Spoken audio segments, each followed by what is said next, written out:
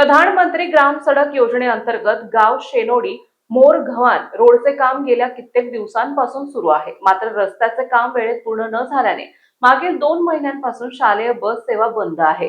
त्यामुळे 4-5 गावातील विद्यार्थ्यांना पावसाळ्यात मोठ्या अडचणीचा सामना करावा लागत आहे। कधी विद्यार्थ्यांना पायी शाळेत जावे लागत आहे, तर कधी महागड्या ऑटोने प्रवास करावा लागत आहे। त्यामुळे विद्यार्थ्यांची मोठ्या प्रमाणात हेळसांड होत असून त्यांच्या शिक्षणावरही परिणाम होत आहे। आज समस्त शालेय विद्यार्थ्यांनी कळमनुरी वंचित बहुजन आघाडीचे युवा नेते राजू कांबळे यांच्याकडे आपली व्यथा मांडली।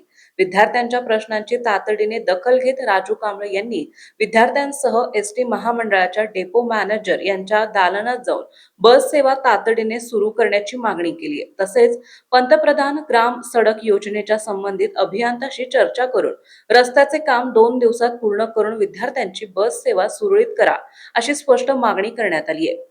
आज कळमनुरी तालुक्यातील कळमनुरी महामंडळ डेपोमध्ये सर्व मोरगवान शेनोडीचे विद्यार्थी आहेत। गेली 2 ते 2.5 महिन्यापासून मोरगवान व शेनोडीच्या व इतर असणाऱ्या खेडेगावातील विद्यार्थ्यांना बसनं प्रवास करायचं सोडून त्यांना या पाण्या पावसाच्या दिवसामध्ये कधी ॲटोनं जा, कधी पायानं चलत जा, याचं फक्त कारण आहे की महामंडळ बंद असल्यामुळे।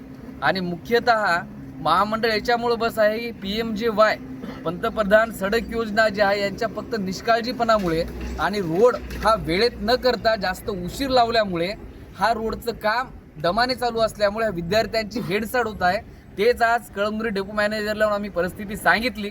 त्यांनी रोडचं कारण सांगितलं, PMJYनी त्यांच्या कॉन्ट्रॅक्टदाराचं कारण सांगितलं। तर माझा वंचित बहुजन आघाडीच्या माध्यमातून त्यांना जाहीर इशारा आहे की येत्या 5 दिवसामध्ये डेपो मॅनेजरनं महामंडळाची जर बस सुरू केली नाही, पंतप्रधान सडक योजनेच्या कर्मचारी अधिकाऱ्यानं 5 दिवसात संबंधित कॉन्ट्रॅक्टदारानं जर रोडचं काम पूर्ण जर केलं नाही, तर हेच सगळे विद्यार्थी आपल्या कार्यालयामध्ये ठिय्या आंदोलन करतील व यासाठी पूर्ण जबाबदार शासन व प्रशासन असेल, याची जबाबदारी यांनी स्वीकारली। रस्त्याचं काम खूप हळून करत आहेत ते लोक, त्याच्यामुळे आमची खूप अडचण होत आहे येण्या जाण्याची। आणि ऑटो पण कधी येते आणि शाळेचं पण खूप नुकसान होत आहे, त्याच्यामुळे आमची बस लवकर चालली।